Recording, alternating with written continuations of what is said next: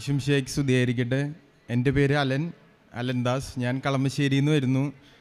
23 വയസ്സാണ്.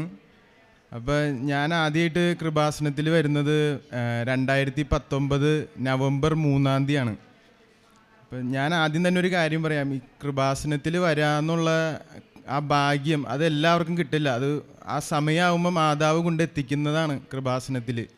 കാരണം വെച്ചാൽ അതുവരെ നമ്മൾ ജീവിതത്തിൽ കൂടെ പോകുന്ന പല വേദനകളും യാതനകളും എല്ലാം മാതാവ് ഈശോയിൽ അർപ്പിച്ച് നമ്മളെ എത്തിക്കുന്നതാണ് അവിടെ. അപ്പം ഞങ്ങൾ വന്ന സമയത്ത് ഇവിടെ ഉടമ്പടി എടുക്കാൻ പറ്റില്ലായിരുന്നു. ആ ദിവസം വേറെ ദിവസമായിരുന്നു വരേണ്ടത്. അപ്പോൾ അന്ന് മാതാവിൻ്റെ പ്രത്യേക ഇടപെടലുകൊണ്ട് ഞങ്ങൾക്കന്ന് ഉടമ്പടി എടുക്കാൻ പറ്റി.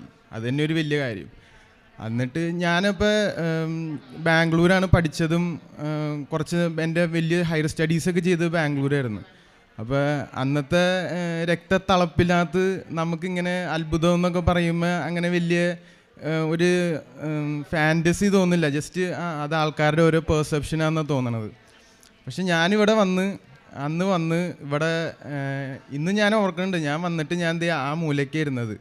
അപ്പോൾ ഇവിടെ വന്നിട്ട് ഞാൻ ഉടമ്പടി പത്രികയും കയ്യിൽ വെച്ച് എൻ്റെ അമ്മയുണ്ടായി, എൻ്റെ ഒരു കസിൻ ചേട്ടനും ഉണ്ടായി. അപ്പോൾ ഞങ്ങൾ 3 പേര് അവിടെ ഇരുന്നിട്ട് ഇങ്ങനെ മാതാവിനെ നോക്കി. അപ്പം ഞാനിങ്ങനെ നോക്കിയിട്ട് മാതാവിൻ്റെ അടുത്ത് ഞാൻ പറഞ്ഞ്, മാതാവ് എൻ്റെ ജീവിതം അത്ര വലിയ ഡിസിപ്ലിൻഡ് ഒന്നുമല്ല, കുത്തഴിഞ്ഞൊരു ജീവിതമാണ്.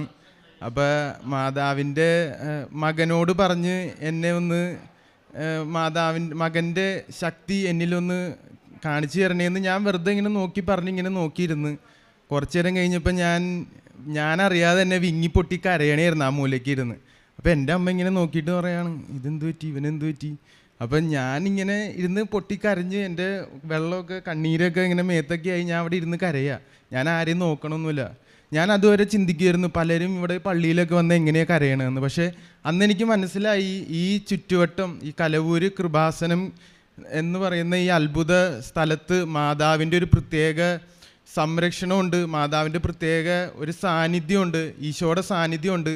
അപ്പോൾ വരുന്നവർ ബ്രോക്കണായിട്ടാണ് വരുന്നത്. അപ്പോൾ ബ്രോക്കണായിട്ട് വന്നവരെ ഇവിടുന്ന് മാതാവ് തൊട്ട് അങ്ങോട്ട് എടുത്തിട്ട് പിന്നെ ജീവിതത്തിൽ അത്ഭുതങ്ങളുടെ ഒരു വലിയൊരു നിലവറയായിരിക്കും നമ്മുടെ ജീവിതം. അപ്പോൾ ഞങ്ങളന്ന് 6 നിയോഗങ്ങളാണ് വെച്ചത്. അപ്പോൾ 6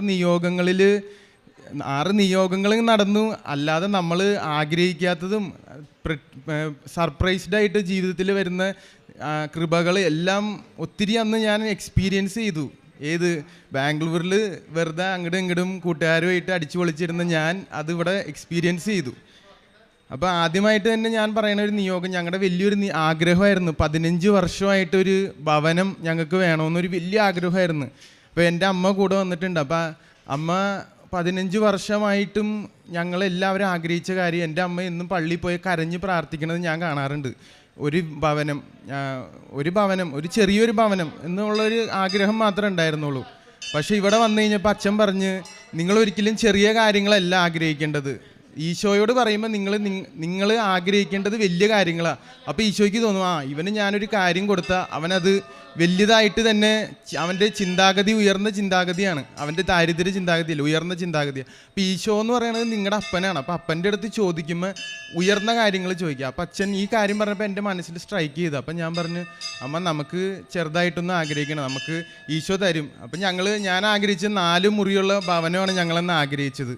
അപ്പോൾ അന്ന് ഭവനത്തിൻ്റെ പണി കൊറോണയുടെ സമയത്ത് തുടങ്ങി. അതൊക്കെ അത്ഭുതങ്ങളാണ് അതിനകത്ത്. ഞാനതിനെക്കുറിച്ച് കൂടുതൽ വിശദീകരിച്ച് ഇന്ന് ഈ ദിവസം പോരാ. ഒത്തിരി അത്ഭുതങ്ങളിൽ കൂടെ അമ്മ കൊണ്ടുവന്ന് കിടന്നു. ഞങ്ങൾക്ക് പൈസ ഉണ്ടായിരുന്നില്ല. ഓരോ ദിവസവും ഓരോ പൈസ ഓരോ രീതിയിൽ അമ്മ കൊണ്ടു തന്നു ഈശോയിലൂടെ.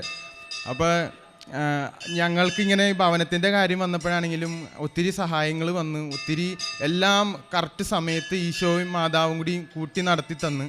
അങ്ങനെ ഭവനം ശരിയായി. അപ്പോൾ ഞങ്ങൾ ആഗ്രഹിച്ചത് 4 മുറിയുള്ള ഭവനം, പക്ഷെ 5 മുറിയുള്ള 3 നില ഭവനം കിട്ടി.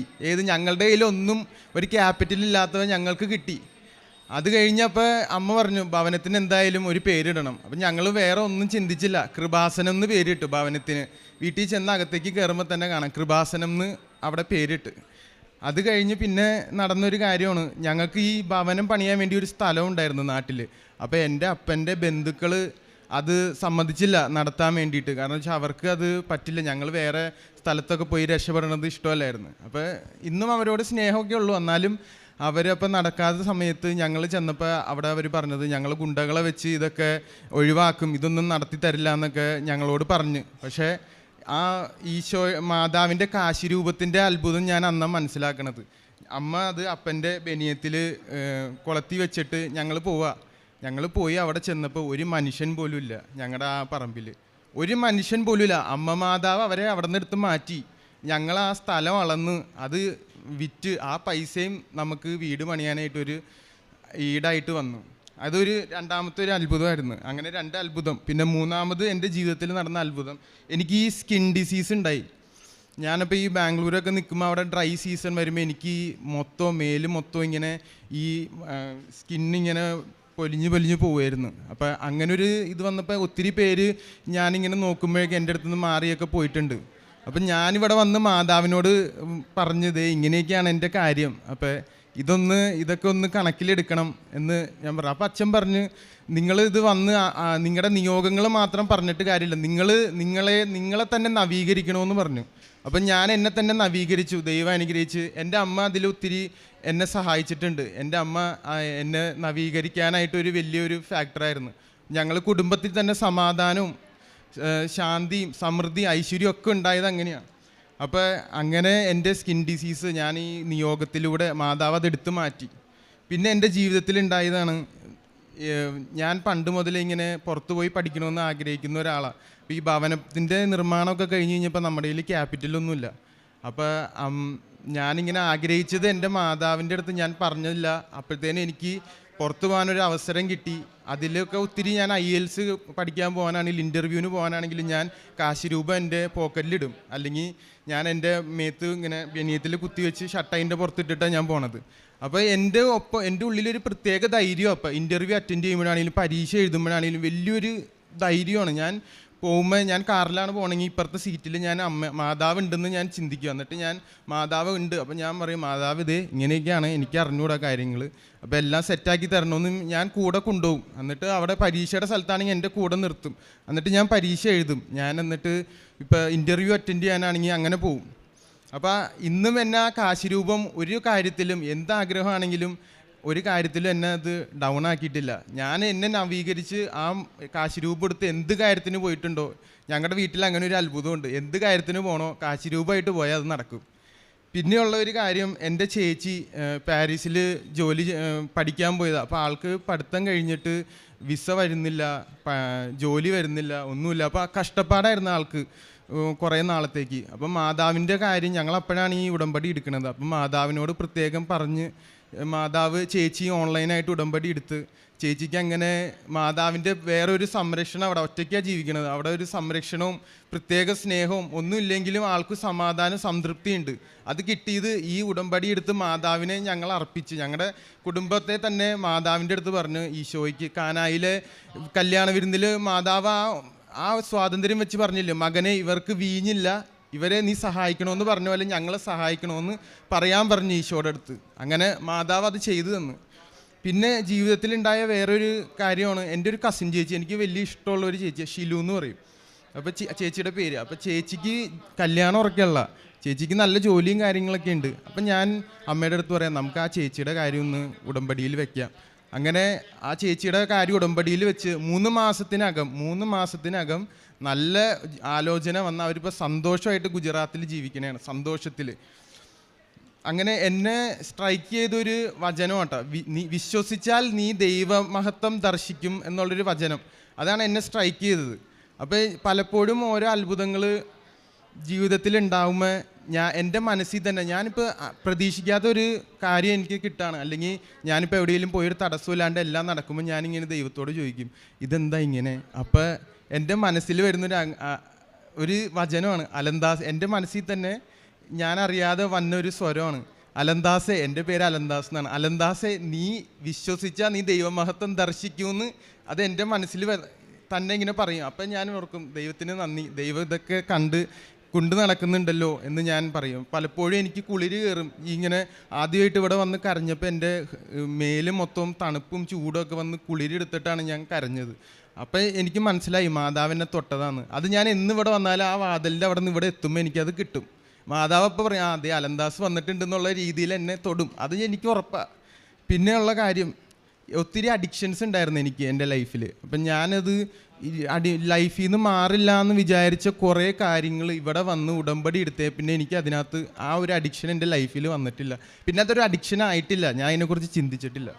അങ്ങനെ ഒത്തിരി അനുഗ്രഹങ്ങൾ എൻ്റെ ജീവിതത്തിലും എൻ്റെ കുടുംബത്തിലും എൻ്റെ ബന്ധുക്കൾക്കും മിത്രങ്ങൾക്കും ഒക്കെ മാതാവ് ഈശോയിലൂടെ തന്നു. ആ മാതാവിന്, അമ്മ മാതാവിനും ഈശോയ്ക്ക് ഞാൻ നന്ദി പറയുന്നു. നന്ദി, നമസ്കാരം. പരിശുദ്ധ അമ്മയ്ക്ക് തിരുക്കുമാരനൊരായിരം നന്ദി പറയാം. അലൻദാസ് പറഞ്ഞ സാക്ഷ്യം വലിയൊരു സാക്ഷ്യമാണ്.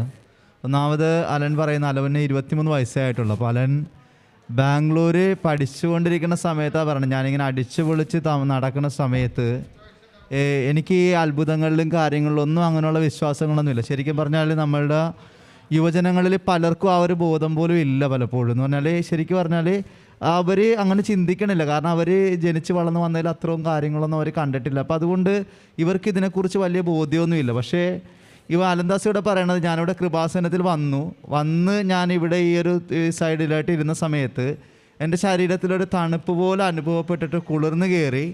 എന്നിട്ട് ഞാൻ ചുമ്മാ ഇരുന്ന് കരയാൻ തുടങ്ങി. അപ്പോൾ ദേവാലയത്തിലിരുന്ന് ഒത്തിരി പേര് കരയണത് കണ്ടിട്ടുണ്ട്. പക്ഷേ ഇങ്ങനെ കരയണ ഞാൻ ആദ്യമായിട്ട് എൻ്റെ കണ്ണിൽ നിന്ന് ഒത്തിരി കരയാൻ തുടങ്ങി. ഞാൻ കരഞ്ഞതിന് ശേഷം എൻ്റെ അമ്മ പോലും ചോദിച്ചു ഇതെന്താ ഇവനിങ്ങനെ ഇരുന്ന് കരയണേന്ന്. പക്ഷേ പറയുകയാണ്, അന്ന് അമ്മ മാതാവ് തൊട്ടതാണ് അലനെ. എന്നിട്ട് പറയുകയാണ്, അലൻ പറഞ്ഞ വചനം അതാണ്, വിശ്വസിച്ചാൽ നീ ദൈവമഹത്വം ദർശിക്കും. അപ്പോൾ അലൻ അന്ന് വിശ്വസിക്കുകയാണ്. അതുവരെയുള്ള ജീവിതത്തിൽ നിന്ന് മാറിയിട്ട് അമ്മ മാതാവിനെ പൂർണ്ണമായിട്ടും വിശ്വസിക്കുകയാണ്. ഇനി വിശ്വസിച്ച് കഴിഞ്ഞിട്ട് നടക്കുന്ന ഒന്നാമത്തെ കാര്യം എന്ന് പറയുന്നത്, ഇവർ പറയുകയാണ് 14 വർഷമായിട്ടാണ് ഒരു ഭവനം വേണമെന്ന് ആഗ്രഹിച്ചത്. അപ്പോൾ അതവർ 4 മുറിയാണ് ആഗ്രഹിച്ചത്. ഇവരുടെ കയ്യിൽ ക്യാപിറ്റലും കാര്യങ്ങളും ഒന്നുമില്ല. പക്ഷേ കണ്ണീരോടുകൂടി അമ്മയോട് ഇവരെ നിയോഗം വെച്ച് പ്രാർത്ഥിച്ചു. പറയുകയാണ്, 5 മുറിയുള്ള 3 നില വീട് നൽകി ഞങ്ങൾക്ക് സ്വപ്നതുല്യമായൊരു ഭവനം നൽകി പരിസ്ഥിതി മാതാവ് അനുഗ്രഹിച്ചു. ഇനി അതോടൊപ്പം വർഷങ്ങളായിട്ട് മുടങ്ങിക്കിടന്ന സ്ഥലം വിൽക്കാൻ പറ്റുന്നുണ്ടായിരുന്നു, അളക്കാൻ പറ്റുന്നുണ്ടായിരുന്നില്ല. അപ്പോൾ അതിനൊത്തിരി പേര് തടസ്സം നിൽക്കുന്നുണ്ടായിരുന്നു. അപ്പം അന്ന് ഉടമ്പടി കാശ് രൂപം കയ്യിലേന്തി പോയതിൻ്റെ ഫലമായിട്ട് ആ സ്ഥലം അളക്കുന്ന സമയത്ത് ഇവിടെ ഒരാൾ പോലും ഇല്ല. അമ്മമാതാവ് എല്ലാവരും എടുത്ത് മാറ്റി. എന്നിട്ട് ആ സ്ഥലം അവിടെ വിൽക്കുവാനും ഭവനത്തിൻ്റെ പണിക്ക് അത് സഹായിക്കുകയും ചെയ്തു. പിന്നെ അലനുണ്ടായിരുന്ന സ്കിൻ ഡിസീസസ് അമ്മയോട് ഇവിടെ നിന്ന് പറഞ്ഞായിരുന്നു, എൻ്റെ കാര്യങ്ങളൊക്കെ ഇങ്ങനെയാണ്, അമ്മയൊന്ന് ഇടപെടണേന്ന്. അമ്മ മാതാവ് ഇടപെട്ടുകൊണ്ട് പൂർണ്ണമായിട്ടും ഉള്ള സൗഖ്യം നൽകി. പിന്നെ പറയുകയാണ്, അലനെ ഇംഗ്ലണ്ടിൽ പഠിക്കുവാനായിട്ട് പോകാനുള്ള അവസരം പരിസ്ഥിതി മാതാവ് കൊടുത്തു. സഹോദരി പാരീസിലായിരുന്നു. അവളുടെ ജോലി അവിടെ കൃത്യതയോടെ ആക്കുകയും മനസ്സമാധാനത്തോടെ ജീവിക്കുവാനുള്ള സന്തോഷം കൊടുത്ത് പരിശുദ്ധ മാതാവ് അനുഗ്രഹിച്ചു. പിന്നെ ഒരു കസിൻ്റെ വിവാഹം വർഷങ്ങളായിട്ട് നടക്കുന്നുണ്ടായിരുന്നില്ല. അമ്മയോട് പറഞ്ഞുകൊണ്ട് ഉടമ്പടി ചെയ്ത് പ്രാർത്ഥിച്ചു. അപ്പോൾ അതും ആ വിവാഹവും പൂർണ്ണമായിട്ടും നടന്നു. അപ്പോൾ പിന്നെ പറയുകയാണ്, അമ്മ എപ്പോഴും ദേവാലയത്തിൽ പോയ ഒരു ഭവനത്തിന് വേണ്ടി എല്ലായ്പ്പോഴും കണ്ണു നനഞ്ഞ് പ്രാർത്ഥിക്കാറുണ്ടായിരുന്നു. പക്ഷേ ഇവിടെ വന്നു അമ്മ മാതാവിൻ്റെ സന്നിധിയിൽ വന്നതിന് ശേഷമാണ് അമ്മ മാതാവ് ദൈവപിതാവിനോട് പറഞ്ഞ ആ കാര്യങ്ങളെല്ലാം സാധിച്ചു കൊടുക്കുന്നത്. അപ്പോൾ ഇവർ പ്രാർത്ഥിച്ച അങ്ങനെയാണ്, കാനായിലെ കല്യാണ വിരുന്നിൽ അമ്മ മാധ്യസ്ഥം വഹിച്ച പോലെ ഞങ്ങളുടെ കുടുംബത്തിന് മാധ്യസ്ഥം വഹിക്കണമേ എന്നുള്ള വലിയൊരു പ്രാർത്ഥന. ഈശോയുടെ ചൈതന്യത്തിൽ നിലനിൽക്കുവാനും കർത്താവിൻ്റെ കൃപ ഉൾക്കൊള്ളാനും കർത്താവിനെ സ്നേഹിക്കുവാനും അമ്മമാതാവിൻ്റെ അനുഗ്രഹം പ്രാപിക്കുവാനും ഉടമ്പടി പ്രാർത്ഥന നമ്മളെ ശക്തരാക്കുന്നു. അലൻ്റെ വലിയൊരു സാക്ഷ്യമാണ്.